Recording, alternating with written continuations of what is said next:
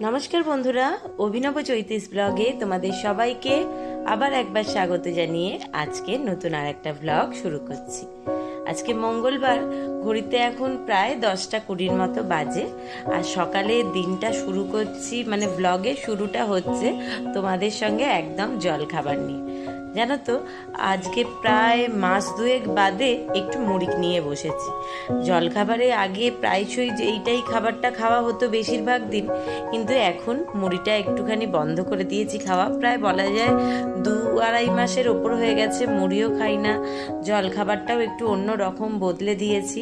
সেটা কেন আর কি খাচ্ছি সেটাও অবশ্যই তোমাদেরকে জানাবো।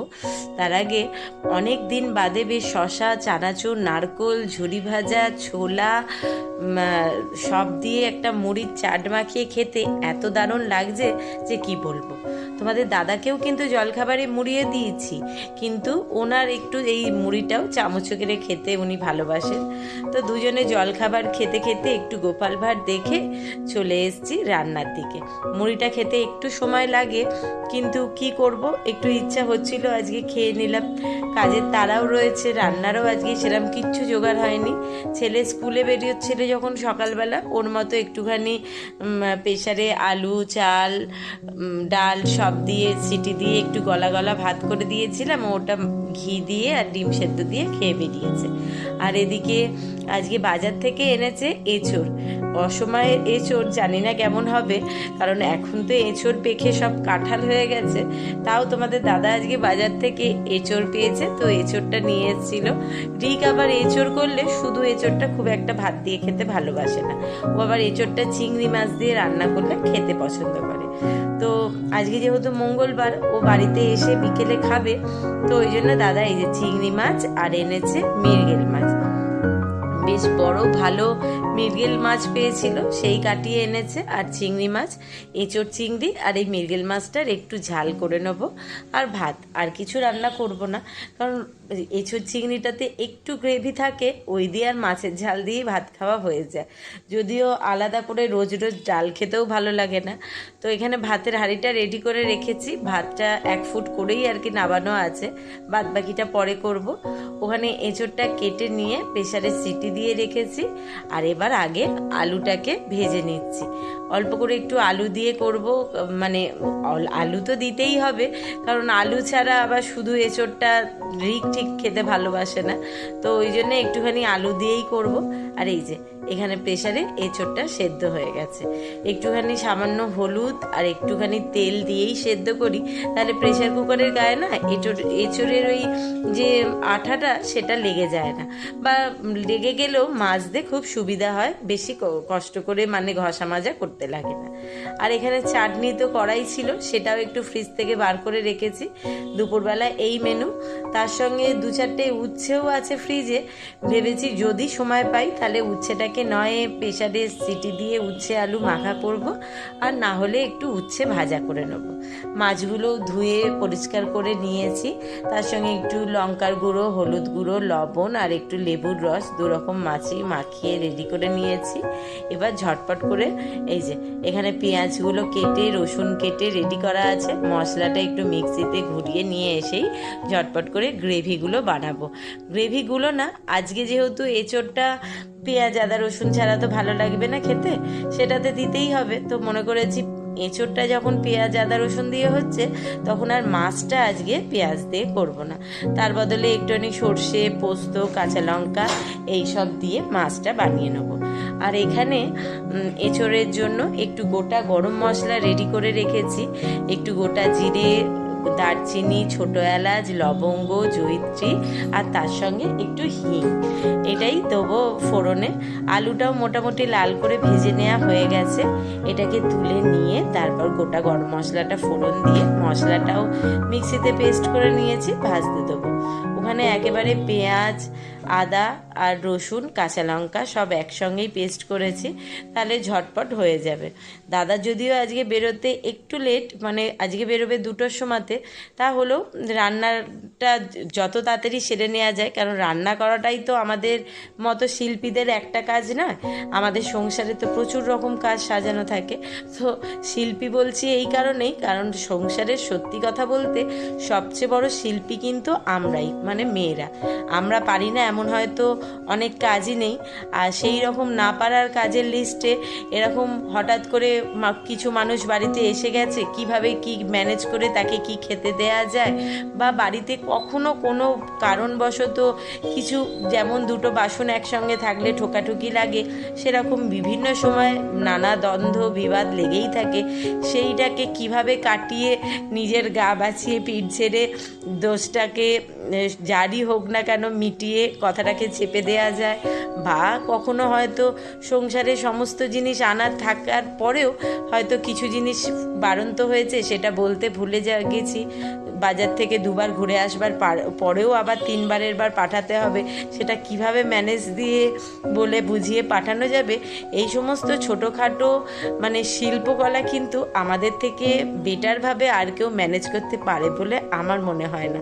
কারণ সংসারে মা, কাকিমা, মা বা আমরা যে কোনো মেয়েরাই আর কি, যারা সংসারটাকেই সামলাই, তাদের হাজার কাজের মধ্যে কিছু ভুল চুক তো আমাদেরও হয়, কারণ আমরাও দিনের শেষে মানুষ, ভুল হবে এটাই স্বাভাবিক।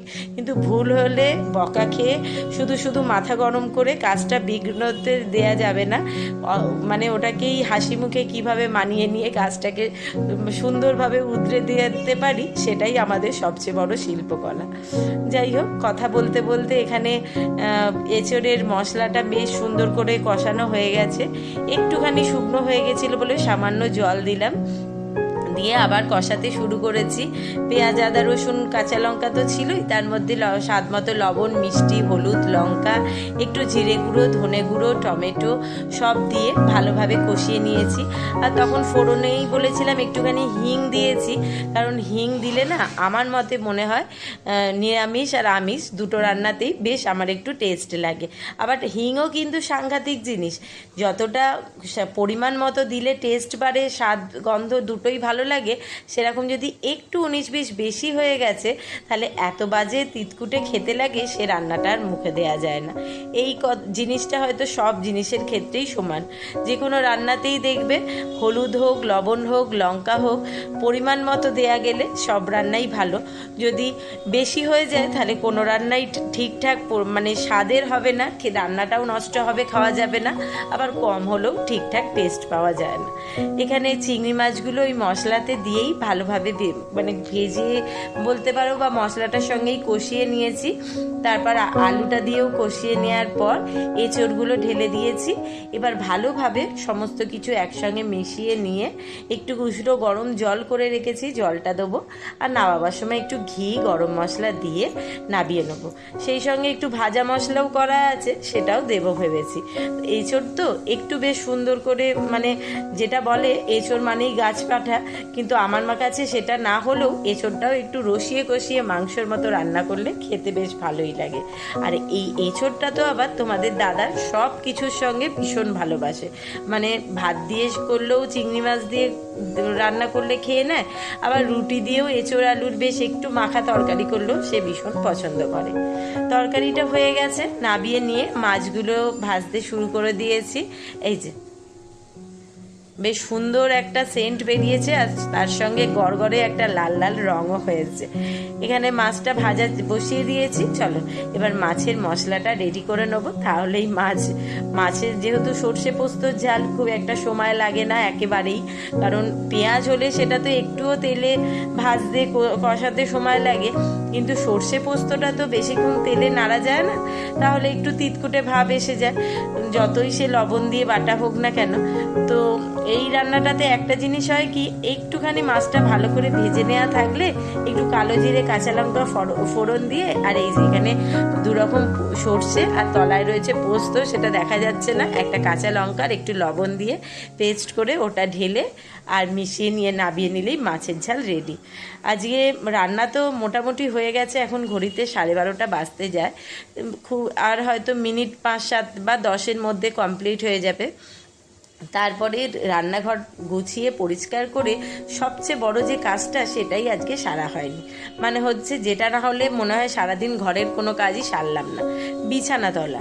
আজকে তোমাদের দাদা একটু লেটে উঠেছে রিক বেরিয়ে যাওয়ার পর, তো আমি ততক্ষণে দাদা উঠবার পর একটুখানি এদিকের কাজ গোছাচ্ছিলাম, পুজোটা সেরে নিলাম সেই ফাঁকে, তারপর চা জলখাবার করতে করতেই রান্নার দিকে চলে এসেছি, আর বিছানাটা আজকে তোলা হয়নি।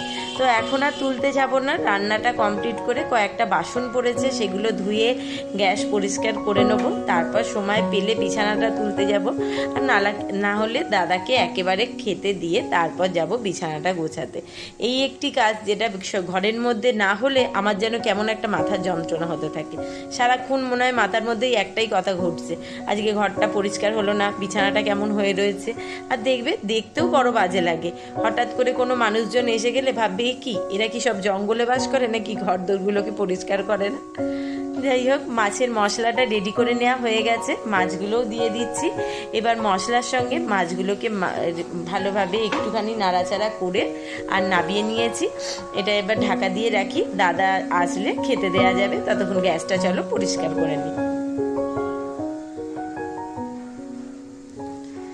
দাদা খাওয়া দাওয়া সেরে ওই যে বেরিয়ে যাচ্ছে, আর গত কয়েকদিন টানা বৃষ্টির পর আবার এই 2 দিন দেখছি বেশ সুন্দর রাস্তাতে জলটাও শুকিয়ে গেছে, কারণ রোদ উঠছে, তাই সেই সঙ্গে আবার একটা গুমট গরমও হচ্ছিল। তো প্রথমে দাদা বেরিয়ে যাওয়ার পর বিছানাটা তোলা, মানে বেরোবার আগে তোলা যায়নি, তো বেরিয়ে যাওয়ার পরেই বিছানাটা তুলে এই যে একদম পরিষ্কার করে গুছিয়ে নিয়েছি। এই কাজটা হয়ে গেছে, মানে একটা বিশাল বড় কাজ সারা হয়ে গেছে।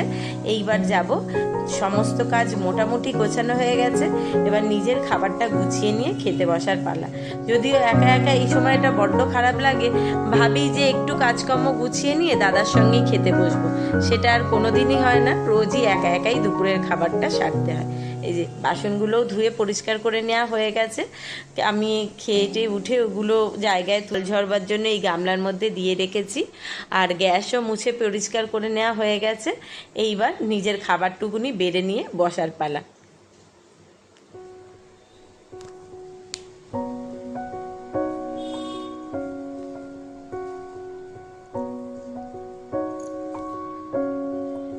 গ্যাস পরিষ্কার, খাবারটা বেড়ে নিয়ে তারপরেও কাজ শেষ নেই, তারপরে আবার রিক আসবে স্কুল থেকে, তো ওর জন্য তো এঁচোড় চিংড়ি মাছ আছেই, আবার যদি উনি বলেন যে না ভাত খেতে ইচ্ছা হচ্ছে না, তো মনে করেছি আটাটাও মেখে রাখবো, ও আসলে যদি বলে ভাত খাবে ভাত, না হলে রুটি খেতে চাইলে 2-1টা রুটি সেঁকে দেবো, তাহলেই হবে। আমারও খাবার গুছিয়ে নিয়ে বসে যাওয়া হয়ে গেছে। তো চলো আজকের ব্লগটা এখানেই শেষ করছি। ভিডিওটা ভালো লাগলে অবশ্যই একটা লাইক করে দিও, কমেন্ট বক্সে তোমাদের মতামত জানিও, আর বন্ধুবান্ধবের সঙ্গে শেয়ার করে দিও। যারা ইউটিউব থেকে দেখছো তারা চ্যানেলটাকে সাবস্ক্রাইব করে দিও, পাশে থাকা বেল বাটনটাকে অল করে দিও, আর যারা ফেসবুক থেকে দেখছো তারা পেজটা ফলো করো। সকলে ভালো থেকো, সুস্থ থেকো, টাটা।